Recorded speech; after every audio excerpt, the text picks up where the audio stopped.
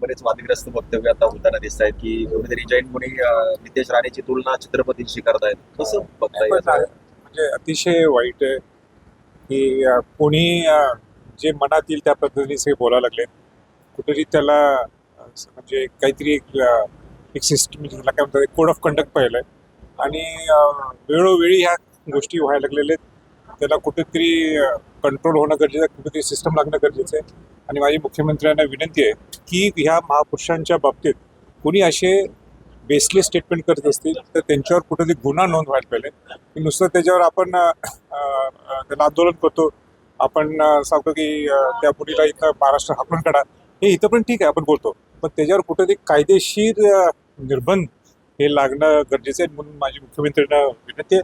हे आज नाही आहे, हे अनेक ह्या प्रामुख्याने या 10-15 वर्षात हे जास्त प्रमाण वाढलंय. ह्याची खबरदारी मुख्यमंत्र्यांनी घ्यावी अशी माझी त्यांना सूचना. तारा राणींबद्दल देखील बोललं गेलं की त्या जैन होत्या वगैरे. आता त्या ज्या मुनीला इतिहासच माहित नाही, ज्या मुनींनी एका त्याच्या वाक्याच्यावर दुसऱ्या समाज स्वतःच्या समाजाला विटीस धरतो. एक शांतता प्रिय समाज त्याची ओळख आहे. शिवाजी महाराज असतील, शाहू महाराज असतील, या सगळ्या बहुजन समाजातल्या लोकांना, सगळ्या समाजातल्या लोकांना घेऊन जाणारा हा समाज आहे.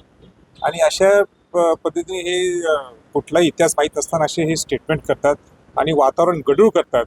हे अत्यंत दुर्दैव आहे. मी त्यावेळीच बोललो की हे असं महाराष्ट्रात चालणार नाही. किंबहुना ह्याला सुद्धा कुठे ते बंद यायला पाहिजे. याला सुद्धा कोड ऑफ कंडक्ट निर्माण सरकारच्या माध्यमातून व्हावं अशी माझी सरकारला नितेश सूचना. राणे म्हणतात की छत्रपती शिवाजी महाराज हे सेक्युलर नव्हते. ती स्वराज्याची जी लढाई झाली तर ती हिंदू आणि मुस्लिम. आता सेक्युलरचा अर्थ अनेक जण वेगळं काढायला लागले.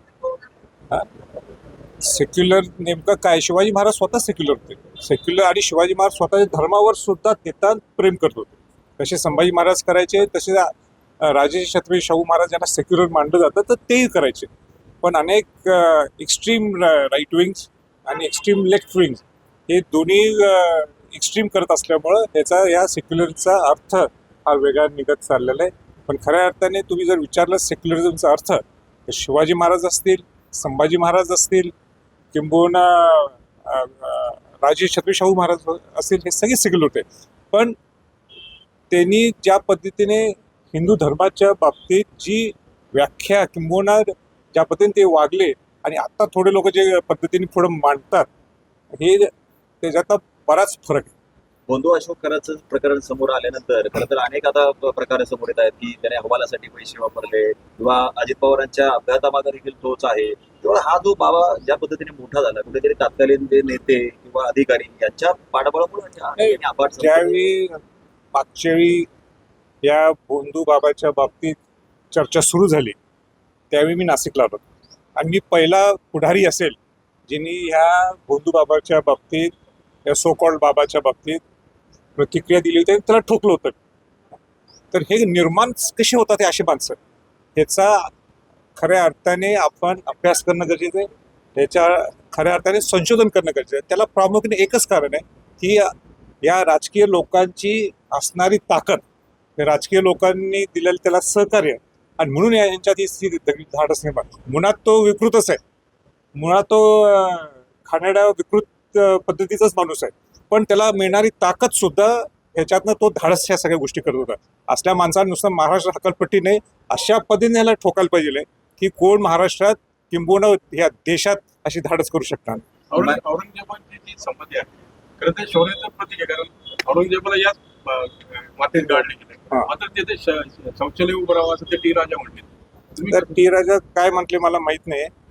औरंगजेब हे शौर्याचं प्रतीक आहे हे शब्द. औरंगजेब जसं आपण म्हणतो की आपण नाही शिवाजी त्याला काढलं इथं, म्हणजे तारा राणीला सुद्धा, ताराबाई राणी साहेबांना सुद्धा त्याला पकडता आलं नाही शेवटच्या टप्प्यात, तो इथंच मेला. पण औरंगजेबचा इतिहास खरा होता का? तो बलाढ्य होता का? निश्चित होता. पण त्याला मराठ्यांनी कशी मात केली हे महत्वाचं आहे. म्हणून त्याचा इतिहास पुसला तर मराठ्यांनी कशा पद्धतीने त्याला मात केली, मराठ्यांनी हिंदवी स्वराज्य कसं स्थापन केलं, हे जर लोकांच्या पुढे यायचं असेल तर तो पाहिजेलच इतिहासात. त्याला इतिहासात नामशेष करून काय उपयोग नाही आहे, इतिहासात तो पाहिजे. पण त्या बलाढ्या ह्या बादशाला सुद्धा कोणी दुसरं कडून त्याला हकलून काढू शकलं नाही. पण ते हिंदवी स्वराज्याचे छत्रपती शिवाजी महाराजांनी मराठा साम्राज्य सगळे अनेक जे घटक होते यांनी केलं म्हणून तो इतिहासात लागतो. म्हणजे ते थडगा त्याचं तिथे असायला पाहिजे. नाही, जो मेलाय ते ठेवा ना, पण त्याचं उदारीकरण नको, उदातीकरण नको, त्याचं जे थडगा तेवढं ठेवा. हा, पण ते काय ती भव्यता स्वरूप करायचं, एक कुठला तरी संत स्वरूप काय ती करायचं, संत नेता काय म्हणतात त्यांच्या समाजात महामौलाना जे काय असेल ते स्वरूप करायचं, हे चुकीचं आहे.